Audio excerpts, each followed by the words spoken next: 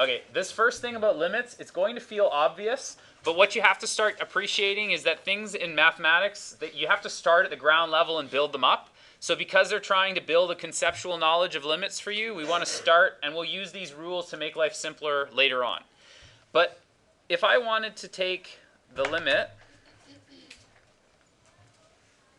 as x goes to c of f of x plus g of x, and I'll put a set of brackets around it just so you know I mean they're together, it will be the same as if you did the two limits separately. And that, of course, should have been a C, not an F.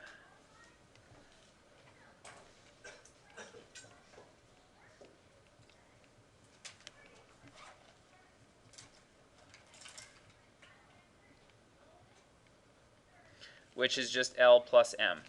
So the point of this is to tell you that you will end up with the same limits if you add them together at one time and do one limit, or if you split them apart and do two limits. There's times when it's more convenient to split them apart and do two limits, and there's times when it's more convenient to collect like terms, simplify it up, and do just a single limit.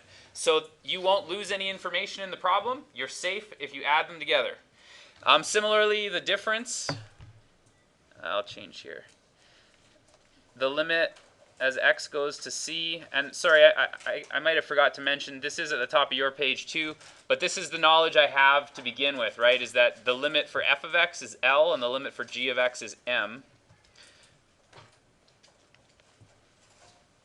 So if I subtract them, surprise, surprise, it's the same thing as doing them one at a time.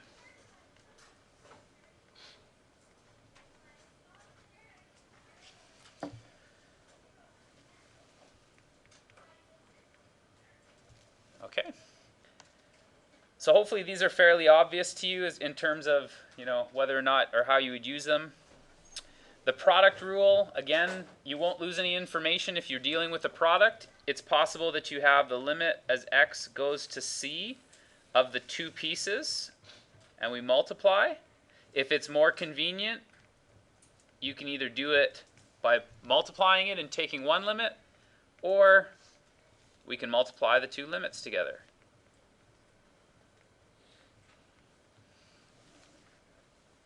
So in this case, it would be L times M.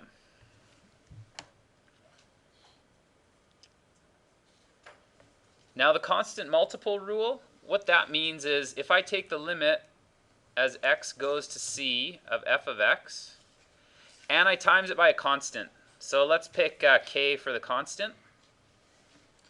What do you think the limit's going to be then?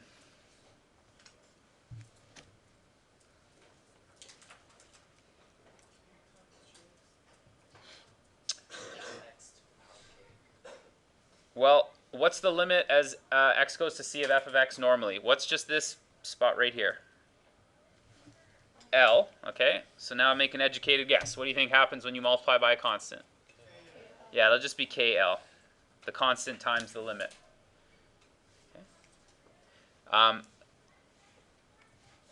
So it will be the same thing as if you wanted to separate things in or out of the limit. You could have a constant in front of the function. You can either take that constant out of the limit or leave it into the limit, whatever's more convenient when you're working with the problem. All right, quotient rule. So the limit as x goes to c of f divided by g, that's going to be the same thing as taking those two limits separately.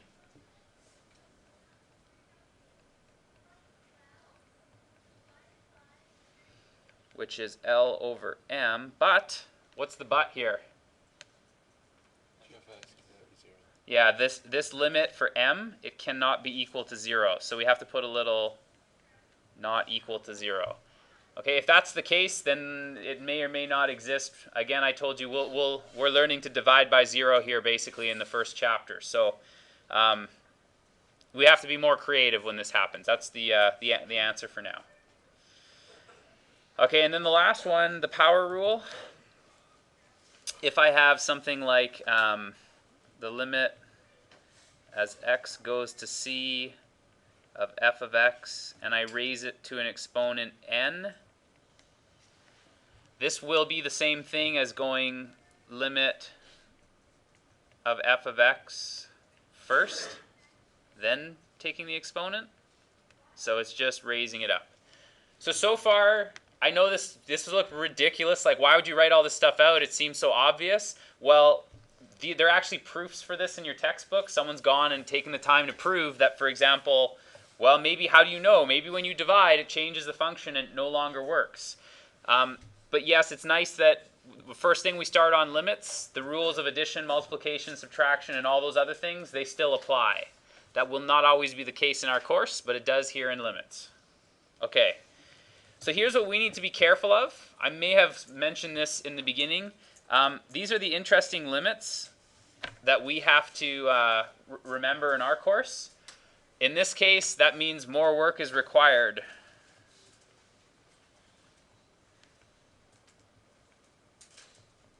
So I think I mentioned, like, 2 divided by 0, that's still undefined, right? We said if that happens to you, it's okay. We weren't lying to you about not being able to divide by 0. It's still undefined.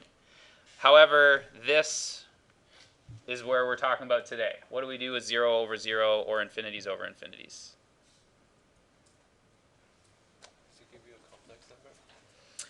No, we won't do complex numbers in this course, but certainly there are places where they apply. I'm trying to keep it simple now anyways, right? Okay, so yesterday we talked about graphs and tables, and we tried to give you an idea of what a limit looks like visually and what the numbers are doing. Today we're going to throw those away and we're going to talk about algebra. So the fancy word for the algebra I'm talking about is analytically, being able to do it pen and paper. So let's take a look at this first example. We'll go between both worlds that you know. So the limit as x goes to 1. Here's a picture of the graph itself. So here's x equals 1. What do you think? What's the limit? Does it exist?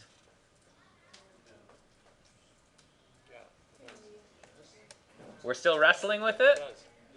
Does it matter that there's a giant hole? For a limit, it does not matter, right? That's the whole point of why we want a limit and not just a function. It doesn't have to meet up. You don't have to touch like this. That's okay. But what has to happen is when I approach from the left side and when I approach from the right side, they both tell me that number is 3. So here, graphically, the limit is 3. And that was where I was telling you, use your fingers and try and trace the graph. They do meet up. So how could we figure this out and actually show you algebraically that that's the case? You can just factor it. Yeah, that's strategy number 1 is factoring. So I'm going to rewrite this as x plus 2, x minus 1, divided by x squared. Sorry, I might as well factor that one too while I'm at it. X times x minus 1. And that piece will be gone. And remember, this is where you normally go, oh yeah, but you have to tell people x can't equal 1. You don't have to do that here because the whole point of a limit is you don't need to touch that point. So I know we're crossing stuff out and it's disappearing and you're going, oh, why is that working now? Well, because the conditions for a limit are the same. It can't touch, it doesn't have to touch at 1. It can get as close as we want without touching. So what that leaves me with is it's the equivalent limit. It's not the equivalent expression, but it's the same as the limit as x goes to 1 of this. Sorry, there should be a 2 there. Now, what would the limit be if I substitute in x equals 1? It'll just be 1 plus 2 over 1. So the limit is 3, just like we saw in the picture. Okay, but now you can do it without your graphing calculator. One strategy is factoring. Why did factoring work? Why do you think factoring all of a sudden made life better for us? What happened when we factored? It cancels stuff out, and more importantly, what did it cancel out? The x minus 1. Yeah, the part that gave us the problem, That was removed right here when I factored. That's the piece here when x equals 1. It can't be there or in order for this to work, right? So by crossing them out, now I can see what the limit would be. Question at the back? Do you have to plug in 1 after we factor out? So yesterday we said the very first thing, you should try and just substitute directly. If it's defined, the limit is defined. So yes, at the very end, there's no more problems with it existing or not existing. I can put in a number 1 for x there and it's okay. But I cannot do it on this one. If I try to put in 1, I get 1 squared minus 1 on the bottom. So I'd be dividing by 0 to do that. Can I put 2 then? Doesn't matter which number you put? Well, in this case, yes, because I'm asking you for the limit at x equals 1. So because I'm specifically saying go to x equals 1, that's why you have to be concerned about that point. All right, so here's the two graphs. This is the one that we ended up with, and this is the one that we started with. So here's the starting graph versus the ending graph. If you look at them on your graphing calculator, they're identical except for one thing. There's no more hole, right? The hole has been filled in, and that's why we can now find the answer and calculate it. So I'm going to show you some more strategies that try to either plug up holes and do things to help us find limits. Okay. Try factoring here. See if you can do the first one. Actually, try and do both. See if you get the hang of using factoring as your strategy.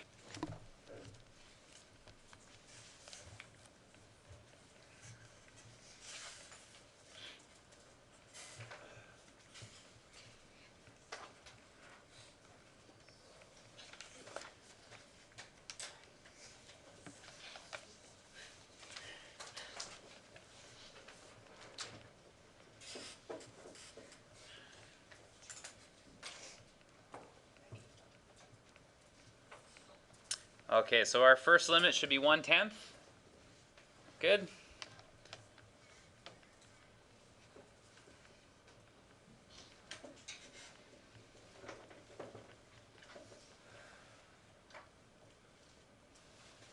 And let's see here, x divided by x plus 2. Sorry, x squared, thank you. So this is the limit as x goes to -2, -2 over x squared. So -1/2 sound right? Okay. Now, one thing I have to be picky with, just to make sure you're doing this properly, I know sometimes I was, catching you do lazy things when we were in pre-calculus. One lazy thing here, which is not equivalent, is some people like to just forget the limits. They like to write this down. That's fine in your rough work. That's fine if your answer is just answer-only problem. However, this is not correct because saying they're equal is not true. I'm starting to pull things out. I'd have to state restrictions and other things. So keeping the limit in there lets me actually use the equal sign to say I might be changing the expression. However, the limit is still equivalent. So please keep your limits in there, especially if this were a written problem or a long answer response. Okay, rationalizing. This is the, does anybody know what I'm talking about? Rationalizing the denominator? Okay, some of you had grade 10 teachers that, yeah, okay. You all have done this, but you probably, honestly, I can't think of a reason why you'd ever do it except here in calculus. So I believe you were tortured back then in order to prepare you for this. So the pattern is, it's the conjugate. So root 5 plus 2, root 5 minus 2. Do you remember what the pattern is when you multiply them, how it goes? Yeah. So we did this a little bit in trig proofs, right? So what will happen then if I want to do this quickly, I multiply by its conjugate, what am I going to have? Good, 5 minus 4, which is 1. You can go and distribute them all one at a time, right? But hopefully you guys are confident enough to do it just as it is. So let's try the next one. There's some algebraic stuff in there. What will I get if I have root x plus 4 plus 2, root x plus 4 minus 2? X. Okay, so I'm going to just do this one just to show you if you're not getting it instantly like some of your classmates, that's okay. This is the pattern, right? Same as we started. The first one squared minus the second one squared. So that would be x plus 4. Oops, sorry. Minus 4. which is just x. So yes, that is correct. All right, so when we look at some problems, it's not obvious why you'd want to do this, but again, we're trying to take out these divide by zero things where stuff goes wrong. So you look at this problem, and unless you're trained at it, you probably would think, geez, I don't know how to remove that. And that's okay. Watch what happens with this neat little trick. If I multiply by root x plus 3 on the top and root x plus 3 on the bottom,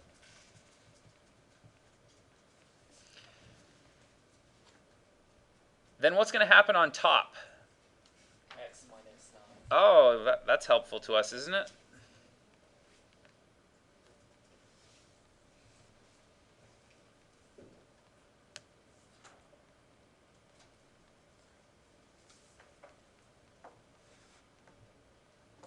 Okay, so the x minus 9 part is then gone.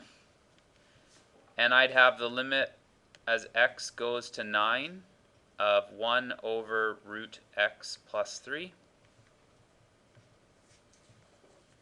So that's 1/6. Okay, so the limit in this case is 1/6.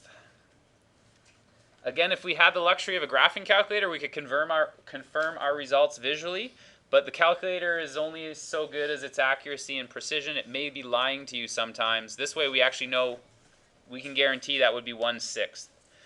So I'll have you try the next two. The strategy here is going to be rationalizing. The square root is kind of the hint that it's one of your strategies you'd want to employ here.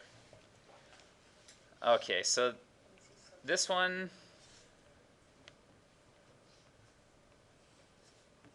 I've got to do the same thing to the top and bottom, otherwise I've changed it. But what I'm going to get out of it, and usually it's not worth expanding unless you mean to. So the top I'm going to leave it factored.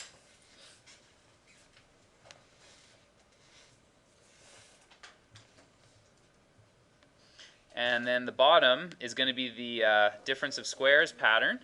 So it'll be x plus 3 minus 4.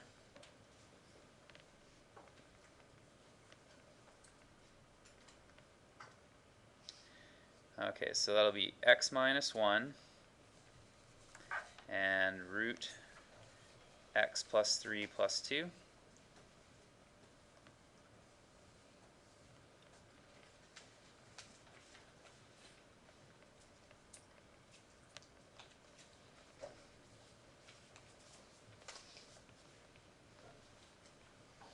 And at this point I can just substitute, so it's going to be root 4 plus 2.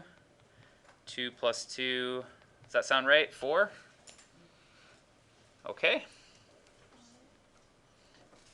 And then 2 plus root x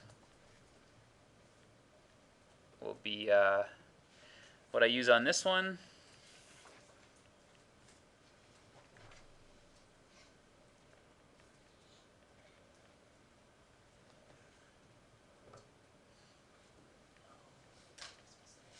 And then on the bottom for the difference of squares pattern, I've got, let's see here, 4 minus x. And oh darn it, I thought I was getting somewhere and now I don't have the answer all of a sudden. Thank you. Yeah.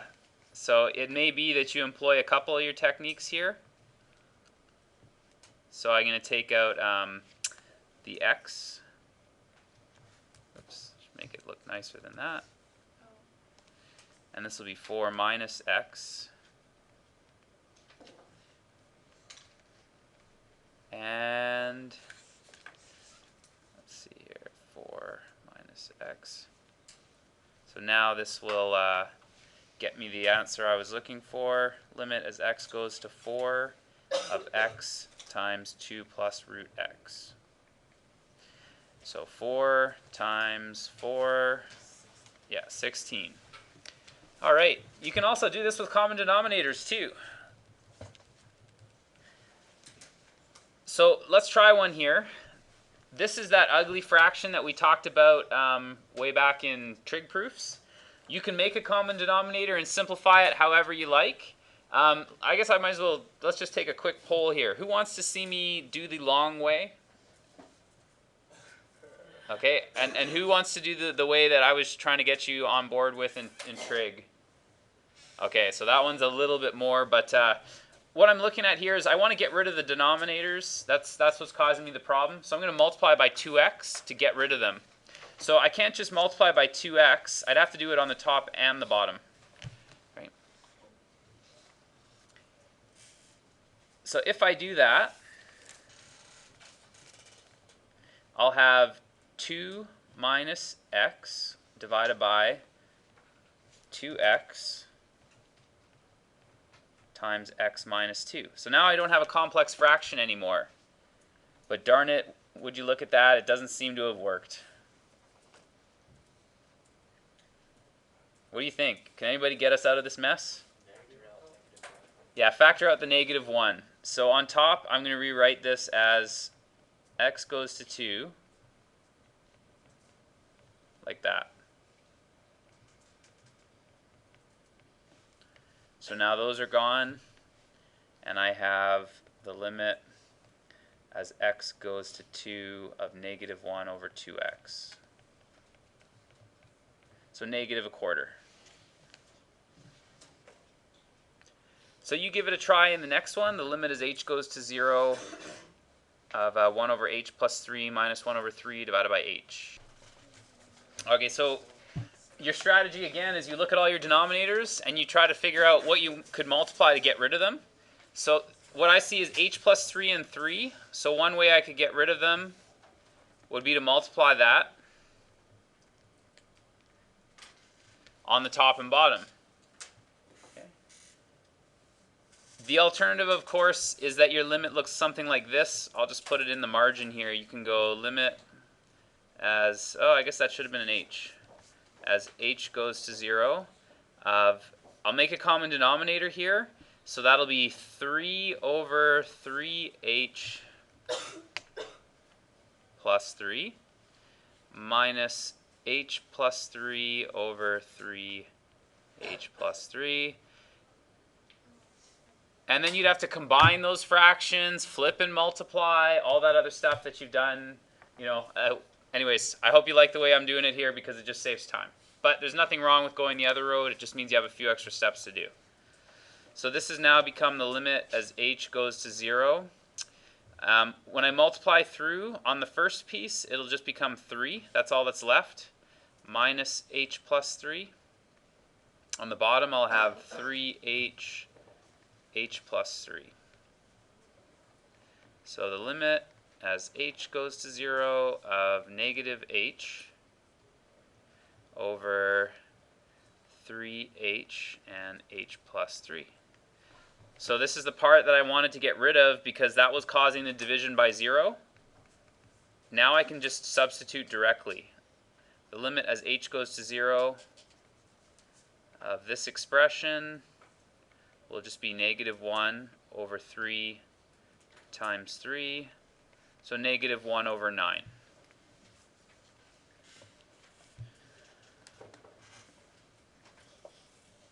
So those are our most common strategies. There's a really good strategy that I can't give you yet because you won't have any idea how to use it until we do a little bit more calculus. So other than these three, I'll show you one that you're going to like a lot, but it's going to probably take us another month to get there. So you try this last one on your own, combining up the strategies. See if you can combine that up. There may be more than one thing you have to do in there to get this answer.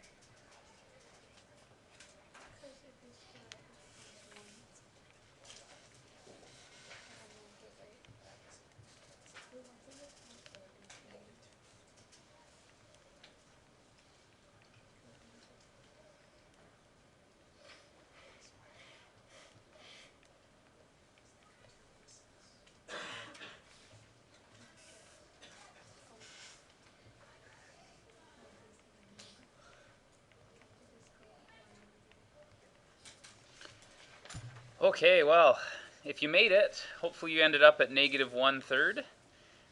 It's just one of those questions where it's not so bad as long as you dig in and you hold on until you get there.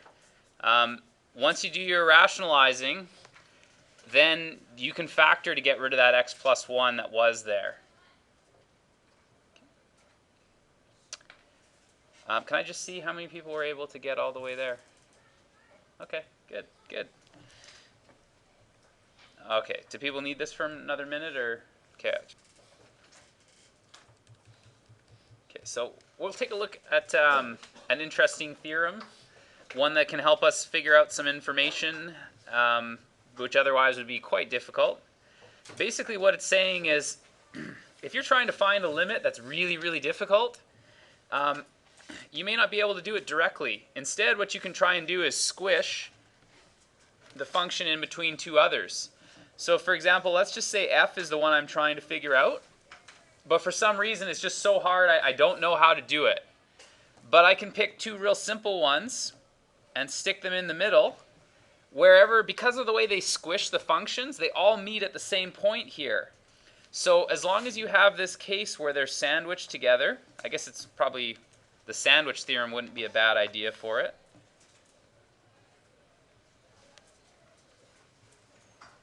When this happens, that means the limit for the left side, the limit for this piece,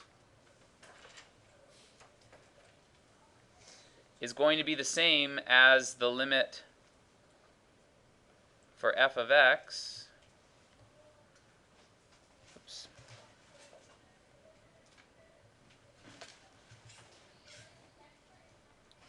Didn't really plan this one very well here. It's not fitting in.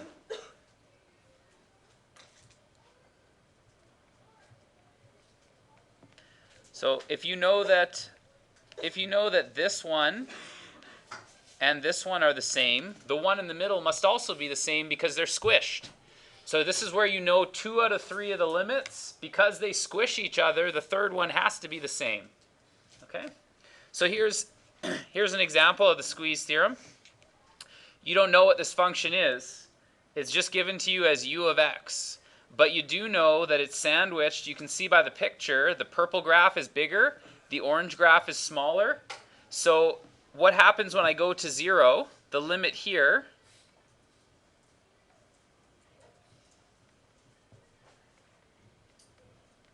is just 1 plus 0, which is 1. The limit of the lower graph down here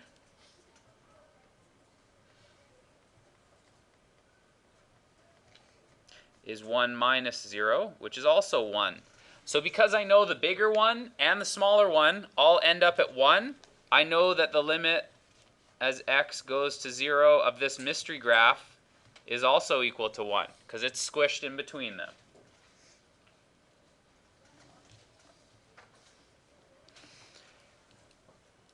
Now, before you start to get worried about the squeeze theorem, the working knowledge of limits is the most important part for your AP exam. That part of what we just did of finding them with algebra, rationalizing, factoring, common denominator, that kind of stuff, that's your bread and butter. But we're going to use the squeeze theorem to find a couple of things. So the very end result is what you're going to need to know. You won't find the squeeze theorem, give a proof of the squeeze theorem kind of question, like I'm going to show you here. But you will see questions that will say stuff like, it'll use some of the information that we're working out here. So here's an interesting function. It's got all kinds of craziness happening because I've got 0 times the sine of 1 over 0. So it's one of those situations like what happens in this situation? It's very difficult to do on its own. But let me show you how I can convince you that the squeeze theorem will find the answer for us. You can see in the picture here, right? But mathematicians are a terrible bunch. It's just never good enough. It has to be exact. It's never good enough just to say, well, look at the picture. Because they might be worried about, well, what if it's not 0? What if it's a little bit bigger or smaller? Or maybe the graphing calculator is wrong. So here's how the squeeze theorem can go pretty simply. Here's what you know about the sine of theta. Right? You give me anything, you stick it in there for theta, any value, it's got to be between -1 and 1. It doesn't matter what it is. So I can just as well call this the sine of 1 over x. Because whatever you stick into the sine graph, its range is stuck between -1 and 1. So what I'm going to do now is I'm going to say, well, if this is true, I'm going to multiply this inequality through by x.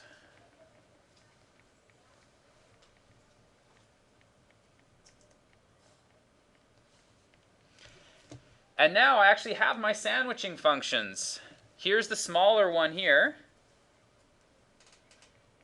Here's the bigger one here.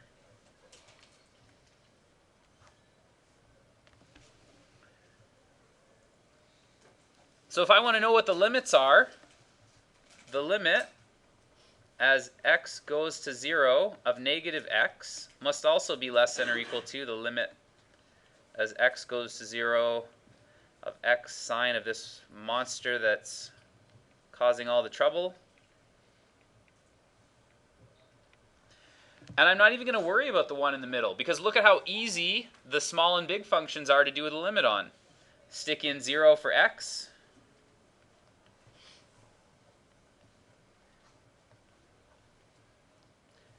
And I end up with a new inequality. So if something is at the same time less than or equal to 0 or greater than or equal to 0, what's the only possible value it could take on? It has to be equals to 0. So therefore the limit, oops, my apologies.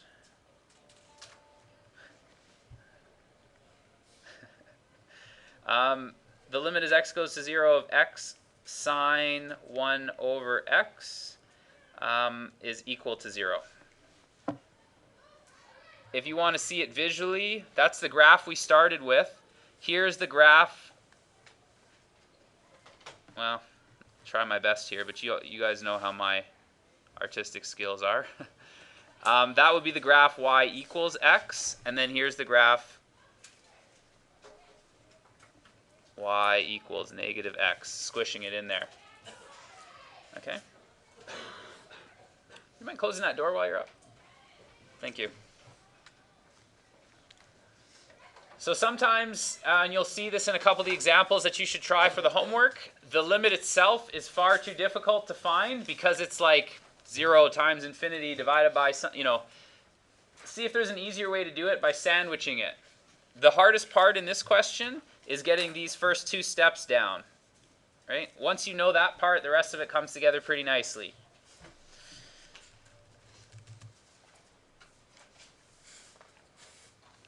Okay, so as I mentioned, the squeeze theorem to us is going to help get some information, whoops, and part of that information is here. This is one of the limits that you need to know for AP Calculus. Okay, it's not just here as an exercise.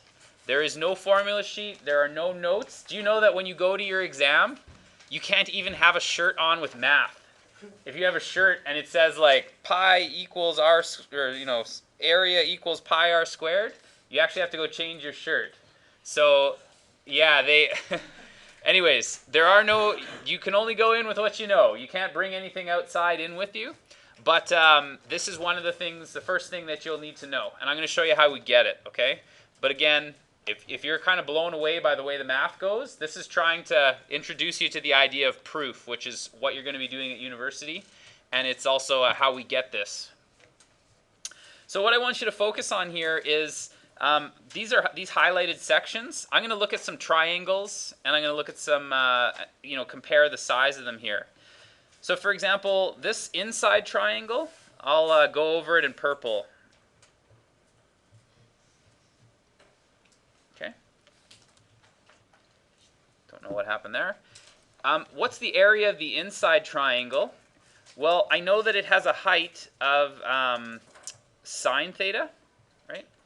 And the base is cosine of theta. But that's why, it's because I've highlighted the wrong triangle. It's this triangle, sorry. It's those shiny lights that must have distracted me. It's this triangle out to here. Sorry about that. Okay, now it makes it significantly easier. So the area of the smallest triangle, if I look here, that length is 1, right? And the height is sine of theta. So the area is base times height divided by 2. So it'll be 1 times the sine of theta divided by 2. So the smallest one in this problem is sine theta over 2. The next thing that I'm going to look for the area of is this pizza wedge.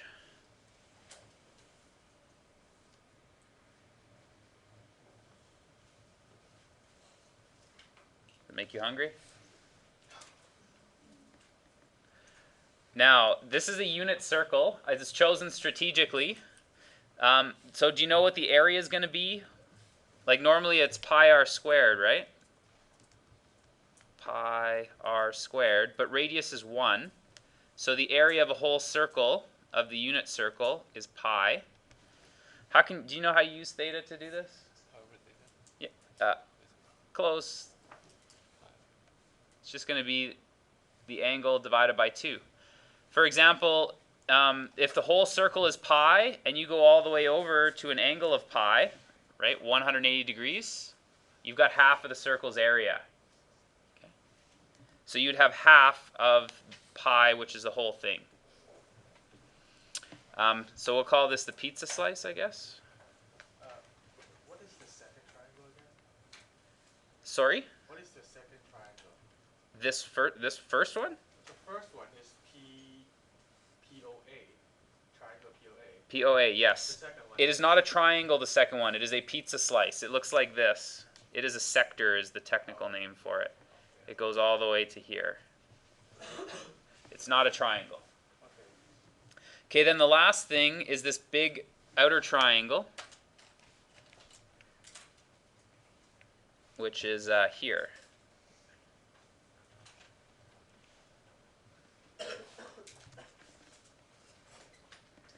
And the area of the big one, again, it has a height of tangent, and it has a base of 1. So here it's going to be 1 times tangent theta over 2.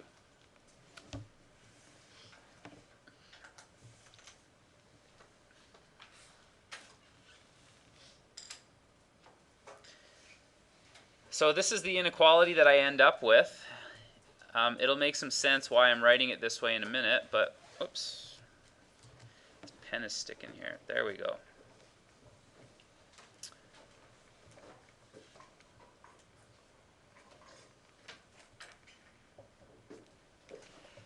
So what I want to do is, I'd really like for that middle piece, remember this is where I started right here. I want to turn that middle piece into something that looks much more like that. So what I'm going to do is I'm going to multiply in with a sine theta, and I want to get rid of all these 2's. So what I'm going to do is I'm going to multiply by 2, divide by sine theta on the whole thing. Okay? So when I do that, this is sine theta over cos theta. So the only thing it leaves me with is cosine theta. Is that, here I'll do the whole thing down just so this will be sine theta over cos theta, and there's a 2. That gets multiplied by 2 over sine theta. So those are gone. And those are gone, and I end up with 1 over cos theta. For the next piece, that one hopefully I can just write it down for you. The 2's would cross out, and I'd have theta over sine theta.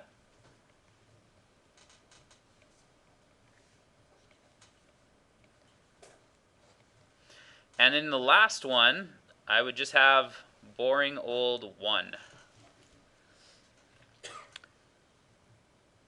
So now, that's so close to what I wanted, but it's not quite. It's the reciprocal, meaning the fractions needs to be flipped. So to get where I want to be, because this is what I'm trying to sandwich, I'm going to take the reciprocal, and I'll get cosine theta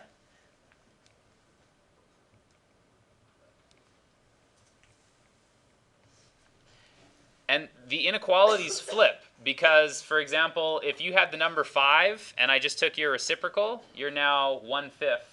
You might have been the biggest, you're now the smallest. So the inequalities flip, and this is my sandwich that I'm going to use to find the limit. So the hardest part in the process was picking a good sandwich. Now that I have that, what's the limit as theta goes to 0 of cosine theta?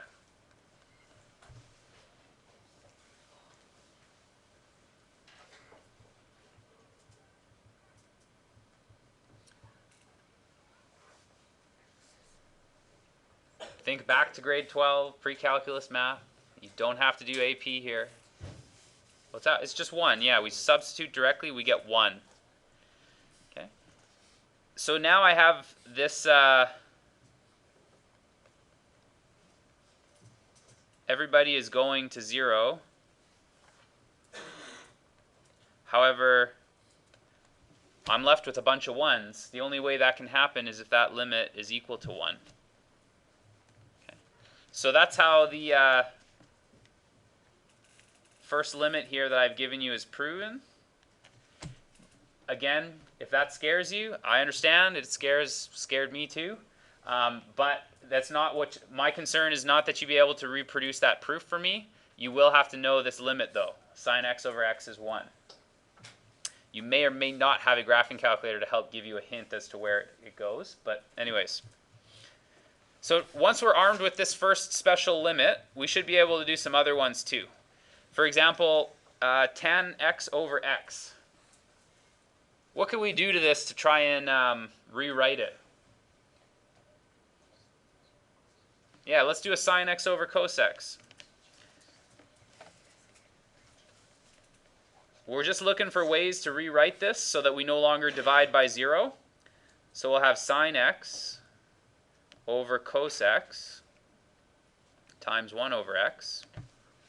And now, because of the limit laws, I know I can move these things around inside of there. That's the limit as x goes to 0 of sine x over x times 1 over cosine of x. And what happens to this?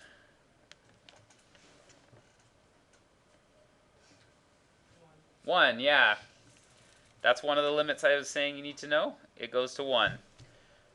Okay, how about this one? If I put in x equals 0, what happens to cosine? 1. Yeah, so all together then we end up with a limit that goes to 1.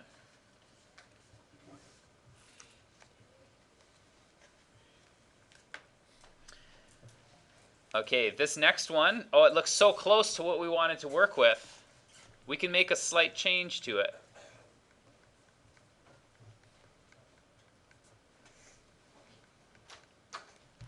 And now I'm going to put it in as the limit that I wanted to use.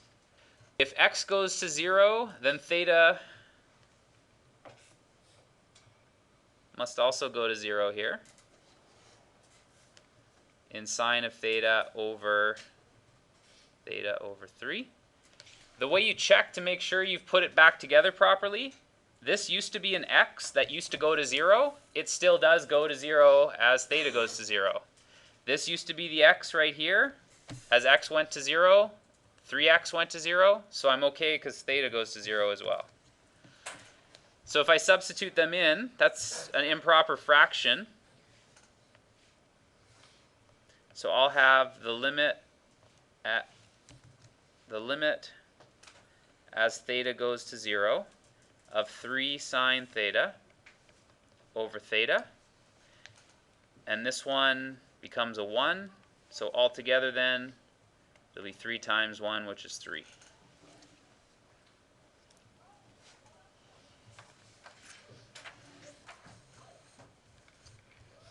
All right, so the last set of special limits you'll need to know.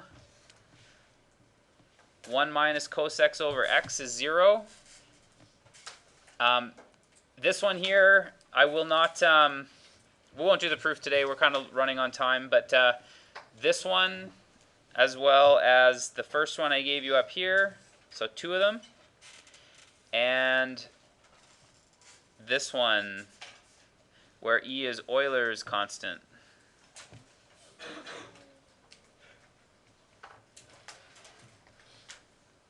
And it is the same e that's in your calculator. It's the same e that you use for natural log of e or base e of exponents. You may need to recognize these in order to answer some of your limits questions. Again, I'm not asking you to prove them. You may need to recognize them, though.